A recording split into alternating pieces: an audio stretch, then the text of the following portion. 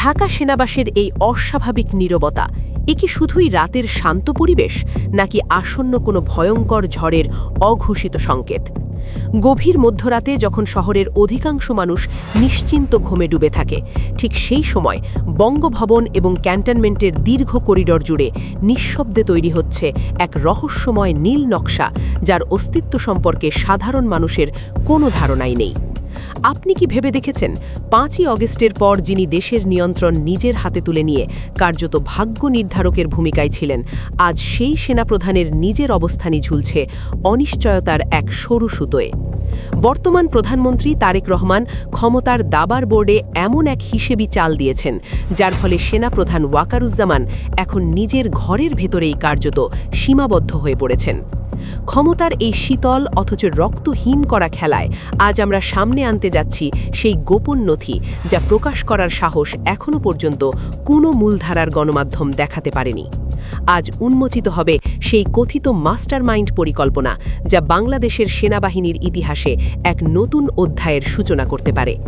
কেন হঠাৎ করেই সেনাপ্রধানকে সরিয়ে দেওয়ার গুঞ্জন এত দ্রুত ছড়িয়ে পড়ছে? কি এমন ঘটেছে যার ফলে ক্ষমতার ভেতরে তৈরি হয়েছে অদৃশ্য উত্তেজনার দেয়াল? আজ নিউজ বিডি লাইভ তুলে ধরতে যাচ্ছে সেই বাস্তবতা, যা জানলে হয়তো আপনার শরীর শিউরে উঠবে। এই মুহূর্তে ঢাকা সেনাবাসীর অভ্যন্তরে বিরাজ করছে এক চাপা নিস্তব্ধতা। সেনাপ্রধান ওয়াকারুজ্জামান, যিনি একসময় দৃঢ় অবস্থানে দাঁড়িয়ে অন্তর্বর্তীকালীন সরকার গঠনে নেতৃত্ব দিয়েছিলেন, আজ ক্ষমতার কেন্দ্রেই থেকেও যেন সম্পূর্ণ বিচ্ছিন্ন। প্রধানমন্ত্রী হিসেবে দায়িত্ব নেওয়ার পর কোনো প্রকাশ্য ঘোষণা ছাড়াই তারেক রহমান এমন এক পদক্ষেপ নিয়েছেন, যার অভিঘাতে ওয়াকারুজ্জামানের অবস্থান হঠাৎ করেই নড়বড়ে হয়ে গেছে। ইনভেস্টিগেশন সূত্র বলছে, নিজের চারপাশে কতটা নিখুঁতভাবে নিয়ন্ত্রণ বলয় তৈরি হয়েছে তা তিনি বুঝতেই পারেননি। গোয়েন্দা তথ্য অনুযায়ী আগামী 72 ঘণ্টা হতে পারে ঢাকা সেনাবাসের ইতিহাসের সবচেয়ে রহস্যঘন সময়গুলোর একটি। অত্যন্ত সূক্ষ্ম পরিকল্পনার মাধ্যমে সেনাবাহিনীর শীর্ষ 5টি উইং, লজিস্টিক, ইন্টেলিজেন্স এবং অপারেশনাল কমান্ড সহ গুরুত্বপূর্ণ ইউনিটগুলো থেকে ওয়াকারুজ্জামানের ঘনিষ্ঠ 5 জন জেনারেলকে সরিয়ে দেওয়া হয়েছে। এটি কোনো সাধারণ প্রশাসনিক পরিবর্তন নয়, বরং পেশাদারিত্বের আড়ালে পরিচালিত এক গভীর কৌশলগত পুনর্বিন্যাস।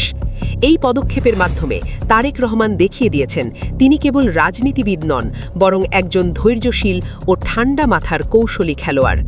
ক্ষমতার বাস্তব প্রয়োগ কিভাবে করতে হয়, এই এক সিদ্ধান্তেই যেন তার স্পষ্ট প্রমাণ মিলেছে। এখন সেনাবাসের করিডরে কান পাতলেই শোনা যাচ্ছে চাপা প্রশ্ন: কার নির্দেশে চলছে এই শুদ্ধি অভিযান? আর শেষ পর্যন্ত চূড়ান্ত নিয়ন্ত্রণ এখন কার হাতে? অনেকেই এখন প্রশ্ন তুলছেন, শেখ হাসিনার পতনের পর যিনি দেশের সংকটময় মুহূর্তে নেতৃত্বের দায়িত্ব কাঁধে তুলে নিয়েছিলেন, সেই সেনাপ্রধান আজ প্রধানমন্ত্রী তারেক রহমানের কাছে সবচেয়ে বড় অস্বস্তির কারণ হয়ে উঠলেন। এই প্রশ্নের উত্তর লুকিয়ে আছে দীর্ঘদিন ধরে জমে থাকা অবিশ্বাস, সন্দেহ এবং রাজনৈতিক হিসাব নিকাশের জটিল বাস্তবতায়। গত 5ই অগস্ট ছাত্র জনতার প্রবল আন্দোলনের মুখে শেখ হাসিনার সরকারের পতন ঘটলে দেশের আইন শৃঙ্খলা ব্যবস্থা প্রায় ভেঙে পড়ে। প্রশাসনিক কাঠামো অচল হয়ে যাওয়ার সেই সংকটময় সময়ে সামনে এগিয়ে আসেন সেনাপ্রধান ওয়াকারুজ্জামান। পরিস্থিতি নিয়ন্ত্রণে এনে তিনি ডক্টর মোহাম্মদ ইউনুসকে প্রধান উপদেষ্টা করে একটি অন্তর্বর্তীকালীন সরকার গঠনের উদ্যোগ নেন, যা তখন অনেকের কাছে স্থিতিশীলতার প্রতীক হিসেবে দেখা হয়েছিল। তবে দেশের মানুষ একটি বিষয় কখনো ভুলে যায়নি, এই ওয়াকারুজ্জামানকেই সেনাপ্রধান হিসেবে নিয়োগ দিয়েছিলেন স্বয়ং শেখ হাসিনা। সেই নিয়োগের রাজনৈতিক প্রেক্ষাপট এবং পূর্ববর্তী সম্পর্ক পরবর্তীতে তার অবস্থানকে বিতর্কিত করে তোলে। সময়ের সঙ্গে সঙ্গে এই সম্পর্কই হয়ে ওঠে তার সবচেয়ে বড় দুর্বলতা, যা আজ তার বিরুদ্ধে সন্দেহের দেয়াল তৈরি করেছে। রাজনৈতিক বিশ্লেষকদের মতে তারেক রহমানের সাম্প্রতিক পদক্ষেপ কোনো হঠাৎ নেওয়া সিদ্ধান্ত নয়, বরং দীর্ঘ পরিকল্পনার অংশ। তারা মনে করছেন এটি প্রতিরক্ষা কাঠামোকে স্থায়ীভাবে পূর্ববর্তী রাজনৈতিক প্রভাব থেকে মুক্ত করার একটি সুদূর প্রসারী কৌশল। ক্ষমতার কেন্দ্রের দৃষ্টিতে ওয়াকারুজ্জামান পদে বহাল থাকলে ভবিষ্যতে যে কোনো সময় অস্থিতিশীলতা বা পাল্টা শক্তি সংগঠিত হওয়ার ঝুঁকি থেকে যেত। এই কারণেই ধাপে ধাপে এমন একটি পরিস্থিতি তৈরি করা হয়েছে যেখানে পুরনো প্রভাব যেন আর পুনরায় সক্রিয় হতে না পারে। বিশ্লেষকদের ভাষায় এটি কেবল প্রশাসনিক বদলি নয়, বরং ক্ষমতার ভারসাম্য নতুন করে সাজানোর এক গভীর নীল নকশা। প্রধানমন্ত্রীর কার্যালয়ে জমা হওয়া বিভিন্ন প্রতিবেদনে সেনাপ্রধানের বিরুদ্ধে শুধু রাজনৈতিক সন্দেহ নয়, প্রশাসনিক অদক্ষতার অভিযোগও স্থান পেয়েছে বলে জানা গেছে। অন্তর্বর্তীকালীন সরকারের ১.৫ বছরের সময়ে দেশের সাধারণ মানুষ যে অরাজকতার অভিজ্ঞতার মধ্য দিয়ে গেছে, সেটিও এই মূল্যায়নের গুরুত্বপূর্ণ অংশ হয়ে উঠেছে। আইন শৃঙ্খলা পরিস্থিতি ভেঙে পড়ার কারণে থানাগুলো কার্যত অকার্যকর হয়ে গেলে সেনাবাহিনীকে ম্যাজিস্ট্রেসি ক্ষমতা দেওয়া হয়েছিল, কিন্তু সেই ক্ষমতার বাস্তব প্রয়োগ নিয়ে প্রশ্ন ওঠে বারবার। বাজার ব্যবস্থায় নতুন করে চাঁদাবাজ সিন্ডিকেট সক্রিয় হয়, নিত্য প্রয়োজনীয় পণ্যের দাম অস্বাভাবিকভাবে বেড়ে যায়, অথচ দৃশ্যমান কঠোর অভিযান খুবই কম দেখা যায়। সেনাবাহিনী মাঠে উপস্থিত থাকলেও তাদের কার্যক্রম অনেক ক্ষেত্রে টহল পর্যন্ত সীমাবদ্ধ ছিল বলে অভিযোগ ওঠে। সাধারণ মানুষের মধ্যে ধারণা জন্ম নেয় সমস্যার মূল উৎসে আঘাত করার মতো কার্যকর উদ্যোগ অনুপস্থিত ছিল। এই অসন্তোষ ধীরে ধীরে জনমনে ক্ষোভ তৈরি করে, যা রাজনৈতিক সিদ্ধান্ত গ্রহণে বড় ভূমিকা রেখেছে বলে পর্যবেক্ষকদের ধারণা। এই জমে থাকা ক্ষোভ এবং অবিশ্বাসই শেষ পর্যন্ত বর্তমান ক্ষমতার সমীকরণ বদলে দেওয়ার পথে গুরুত্বপূর্ণ অনুঘটক হিসেবে কাজ করেছে। শুধু দেশের সামগ্রিক পরিস্থিতিই নয়, সামরিক বাহিনীর অভ্যন্তরেও নেতৃত্ব নিয়ে অসন্তোষ ধীরে ধীরে স্পষ্ট হয়ে উঠেছিল বলে বিভিন্ন সূত্রে জানা যায়। সেনাপ্রধান হিসেবে দায়িত্ব পালনকালে ওয়াকারুজ্জামানের সিদ্ধান্ত ও অধিকার নিয়ে বাহিনীর ভেতরে নানা প্রশ্ন তৈরি হয়, যা সময়ের সঙ্গে সঙ্গে আরও তীব্র আকার ধারণ করে। ইনভেস্টিগেশন প্রতিবেদনে উঠে এসেছে, গত ১.৫ বছরে বাংলাদেশ সেনাবাহিনীর জন্য প্রতিরক্ষা বাজেটে তুলনামূলকভাবে সবচেয়ে কম বরাদ্দ রাখা হয়েছিল।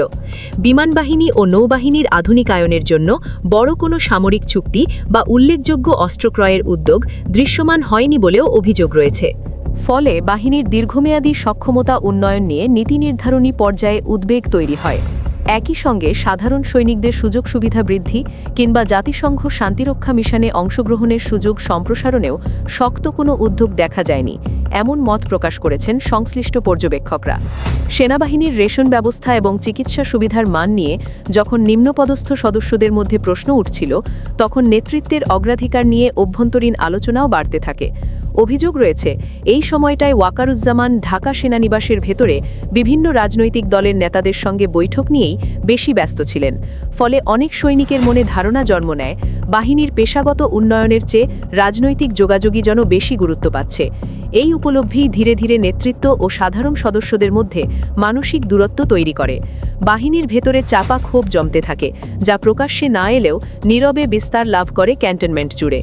অনেক সৈনিকের বিশ্বাস জন্মায় যে তাদের প্রধান হয়তো জাতীয় প্রতিরক্ষা শক্তিশালী করার চেয়ে নিজের অবস্থান টিকিয়ে রাখার কৌশল নিয়েই বেশি মনোযোগী হয়ে পড়েছেন।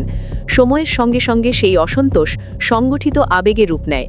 অভ্যন্তরীণ আলোচনায় নেতৃত্বের কার্যকারিতা নিয়ে প্রশ্ন তোলা শুরু হয়, যা আগে খুব কমই দেখা গেছে।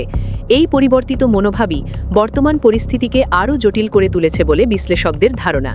প্রিয় দর্শক, ক্ষমতার এই জটিল রহস্যের গভীরে প্রবেশ করার আগে সত্যভিত্তিক অনুসন্ধানকে শক্তিশালী করতে এখনই সাবস্ক্রাইব করুন নিউজ বিডি লাইভ।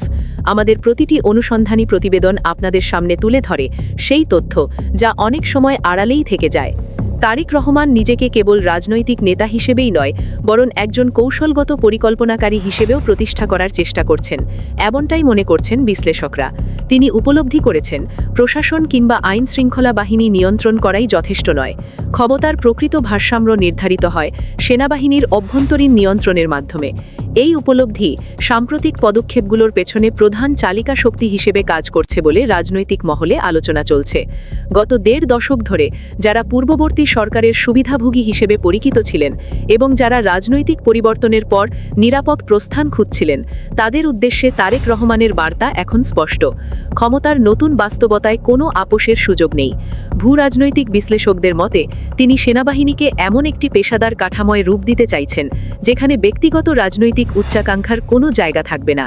এই পরিকল্পনার অংশ হিসেবে বাহিনীর আন্তর্জাতিক সুনাম ধরে রাখা, বিশেষ করে জাতিসংঘ শান্তিরক্ষা মিশনে অংশগ্রহণের ধারাবাহিকতা বজায় রাখা এবং আধুনিক সমরাস্ত্র সংগ্রহের মাধ্যমে সামরিক সক্ষমতা উন্নত করার লক্ষ্য নির্ধারণ করা হয়েছে বলে আলোচনা চলছে। বিশ্লেষকদের ধারণা, এই দীর্ঘমেয়াদী পরিকল্পনার পথে সবচেয়ে বড় প্রতিবন্ধকতা হিসেবে দেখা হচ্ছিল পূর্ববর্তী আমলে নিয়োগপ্রাপ্ত নেতৃত্বকে। কেন এই সময়টিকে বেছে নেওয়া হলো, এই প্রশ্ন এখন আলোচনার কেন্দ্রে। বিশ্লেষকদের বিশ্লেষকদের মতে ভারতের সঙ্গে চলমান রাজনৈতিক টানাপোড়েনের প্রেক্ষাপটে সেনাবাহিনীর অভ্যন্তরীণ ঐক্য নিশ্চিত করা সরকারের জন্য অত্যন্ত গুরুত্বপূর্ণ হয়ে উঠেছে। তাই নেতৃত্বের শীর্ষ পর্যায়ে দ্রুত পুনর্বিন্যাস ঘটানো হয়েছে বলে ধারণা করা হচ্ছে। সবচেয়ে বিস্ময়কর বিষয় হল, সেনাবাহিনীর উচ্চ পর্যায়ে এত বড় পরিবর্তনের আলোচনা চললেও জাতীয় টেলিভিশন বা প্রধান সংবাদ মাধ্যমগুলোতে এর কোনো দৃশ্যমান প্রতিফলন দেখা যায়নি। দেশের বড় বড় পত্রিকা ও টিভি চ্যানেল যেন এক অদ্ভুত নীরবতা বজায় রেখেছে, যা অনেকের কাছেই রহস্যজনক বলে মনে হচ্ছে। মিডিয়া সংশ্লিষ্টদের একটি অংশ মনে করছেন, এই নীরবতার পেছনে কাজ করছে অদৃশ্য চাপ ও অনিশ্চয়তার ভয়। কারণ সেনাবাহিনীর শীর্ষ নেতৃত্ব নিয়ে সংবেদনশীল সংবাদ প্রকাশ করলে সম্প্রচার লাইসেন্স বা ব্যবসায়িক ভবিষ্যৎ ঝুঁকির মুখে পড়তে পারে, এমন আশঙ্কা অনেক মালিকানা পক্ষের মধ্যেই রয়েছে বলে আলোচনা শোনা যাচ্ছে। গোয়েন্দা সংস্থাগুলোর অনানুষ্ঠানিক প্রভাব সংবাদ মাধ্যমের কণ্ঠ সীমিত করে রেখেছে বলেও সমালোচকদের অভিযোগ।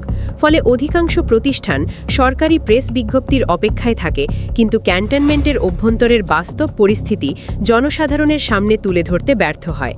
ইতিহাস বারবার দেখিয়েছে, অস্ত্র যার নিয়ন্ত্রণে থাকে, ক্ষমতার ভারসাম্য অনেক সময় তার দিকেই ঝুঁকে যায়। কিন্তু একই সঙ্গে ইতিহাস এটাও প্রমাণ করেছে, যখন সেই নেতৃত্ব বাহিনীর আস্থা হারায় এবং রাজনৈতিক কৌশলের জালে আটকে পড়ে, তখন ক্ষমতার সমীকরণ দ্রুত বদলে যেতে বাধ্য হয়।